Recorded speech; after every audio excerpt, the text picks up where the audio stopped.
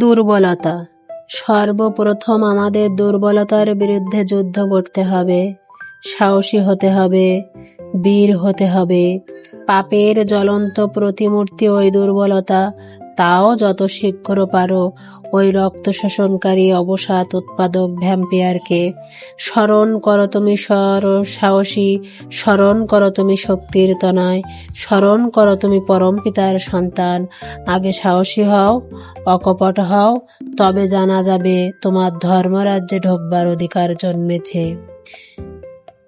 হটে যাওয়াটা বরং দুর্বলতা নয় কো, কিন্তু চেষ্টা না করাই দুর্বলতা। তুমি কোনো কিছু করতে প্রাণপণ চেষ্টা করা সত্ত্বেও যদি বিফল মনোরথ হও, ক্ষতি নয়, তুমি ছেড়ো না।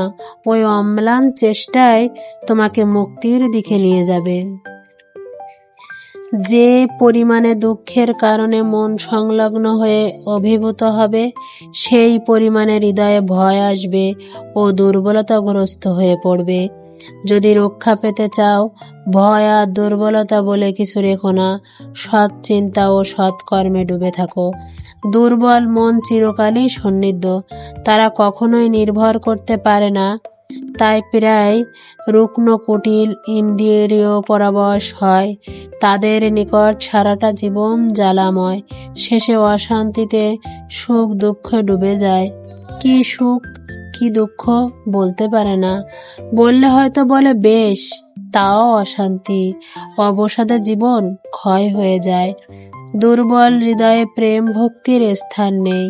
পরের দুর্দশা দেখে, ব্যথা দেখে, পরের মৃত্যু দেখে নিজের দুর্দশা বা মৃত্যুর আশঙ্কা করে ভেঙে পড়া, এলিয়ে পড়া বা কেঁদে আকুল হওয়া ওসব দুর্বলতা।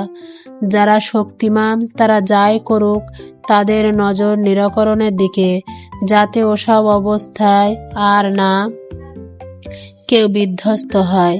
প্রেমের সহিত তারই উপায় চিন্তা করা। বুদ্ধদেবের যা হয়েছিল, ওই হচ্ছে সবল হৃদয়ের দৃষ্টান্ত।